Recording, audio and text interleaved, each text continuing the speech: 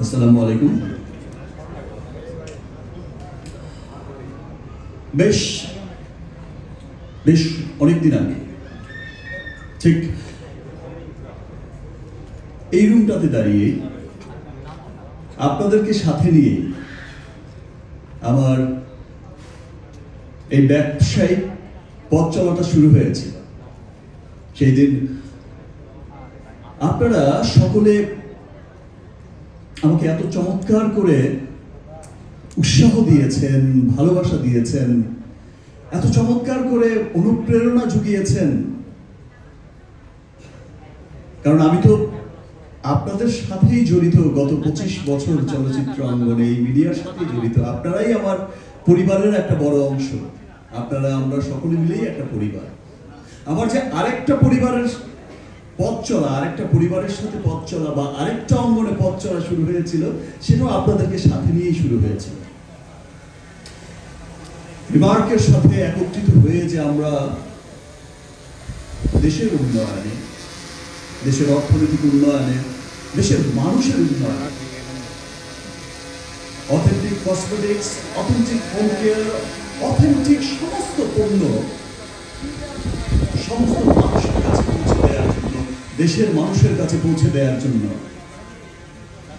দেশের বাইরে আমাদের মুখ উজ্জ্বল করার জন্য সেই দিন এই যাত্রাটা শুরু করেছিলাম এবং বলেছিলাম যে ভাই, লক্ষাধিকের উপরে মানুষের কর্মসংস্থানের ব্যবস্থা হবে, আমাদের অর্থনীতিতে অনেক বড় ভূমিকা রাখবে, আমাদের গৌরবের একটা নাম হবে রিমার্ক, আমাদের ভালোবাসার একটা নাম হবে রিমার্ক।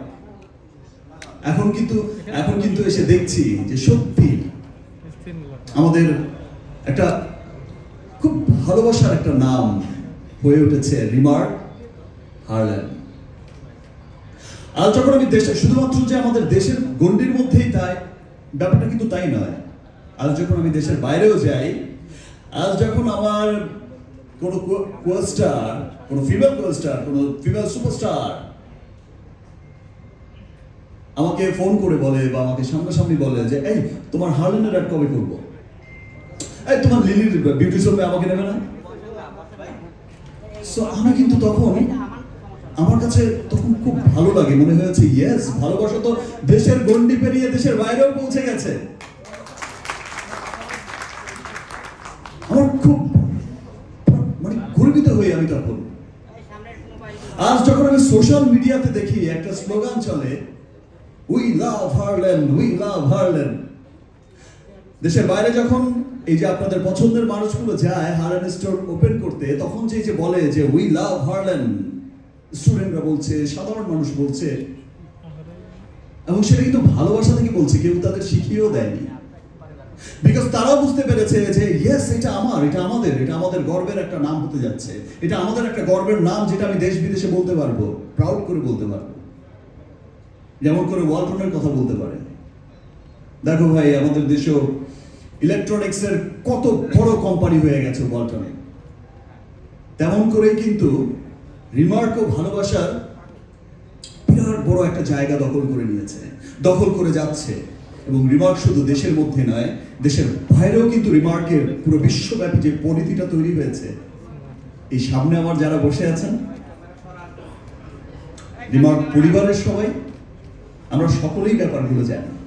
আসলে রিমার্ক কিন্তু একটা মানে শুধুমাত্র, আমি তখনও বলেছিলাম, আজকেও বলছি যে রিমার্ক শুধুমাত্র একটা ব্যবসায়িক প্রতিষ্ঠান, ব্যাপারটা কিন্তু তেমন নয়।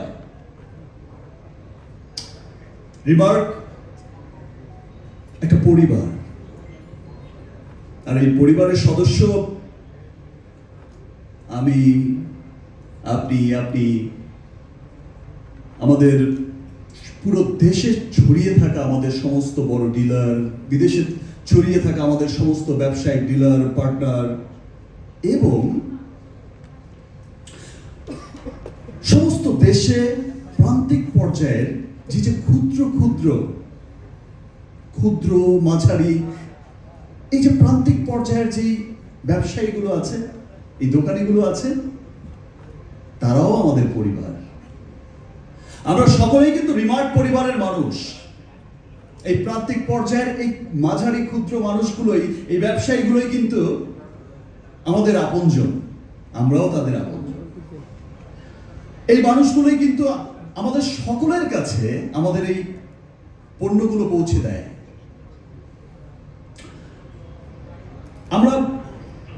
আমরা লাস্ট যখন মিটিংগুলো করি, বোর্ড মিটিংগুলো করি, তখন প্রায়শই একটা বিষয় খুব লক্ষ্য করে দেখেছি।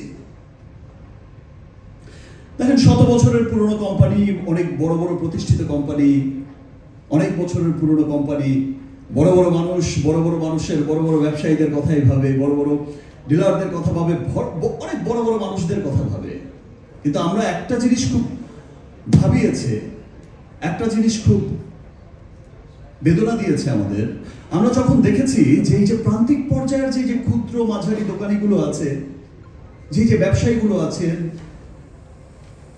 তারা যারা হচ্ছে সমস্ত দেশে আমাদের পণ্য ছড়িয়ে দিচ্ছে, দেখা যায় যে তিনি যখন এই পৃথিবী ছেড়ে চলে যাচ্ছেন, বা তার যখন একটা জন্মেছে, যখন মরতে তো হবেই, দেখা যায় তাদের মধ্যে যদি কেউ মৃত্যুবরণ করে, দেখা যায় যে ওই যে প্রান্তিক পর্যায়ের যে ক্ষুদ্র মাঝারি দোকানিগুলো, তার সম্বলই থাকে কিন্তু সেই একটা দোকান, তার পরিবার বেঁচেই থাকে তার উপরে। সেই দোকানটা, সেই ব্যবসা প্রতিষ্ঠানটার শাটারটা বন্ধ হয়ে যায়। শুধুমাত্র যে সেই দোকানের শাটারটা বন্ধ হয়, ব্যাপারটা কিন্তু তাই নয়, সেই সাথে তার পরিবারের সমস্ত স্বপ্নের শাটারটাও বন্ধ হয়ে যায়। কারণ এই যে ব্যবসাগুলো করে, সেটা কিন্তু সমস্ত কোম্পানির কাছ থেকে ব্যবসাগুলো হয় ক্রেডিটের মাধ্যমে। তারা যে পণ্যগুলো নেয়, তো বিরাট অনেকের দেখা যায় যে অনেক বড় বড় ক্রেডিট থেকে যায়, বাকি বিজনেস করছে, বিক্রি করছে, দিচ্ছে, এমন একটা ব্যবসায়িক প্রক্রিয়ার মধ্য দিয়ে চলে। তো দেখা যায় যে সে যখন চলে গেলেন, দোকানের শাটারটা বন্ধ হলো, তার ছেলে মেয়ে, তার পরিবারের, তার ভবিষ্যতের শাটারটাও বন্ধ হয়ে যায়। খুব দুশ্চিন্তাগ্রস্ত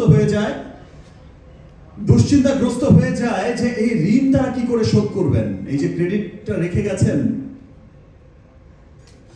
এই যে অবলম্বনটা ছিল, সেটারও শাটার বন্ধ হয়ে গেছে। কিভাবে সার্ভাইভ করবেন, কিভাবে বাচ্চা কাচ্চার পড়াশোনা করাবেন, কিভাবে তার বাকি জীবনটা তারা পরিবার সার্ভাইভ করে যাবেন। এই ব্যাপারগুলো আমাদের খুব ভাবিয়েছে, অনেক কাঁদিয়েছে। যেহেতু আমরা সমস্ত দেশের এই সমস্ত মানুষদের নিয়ে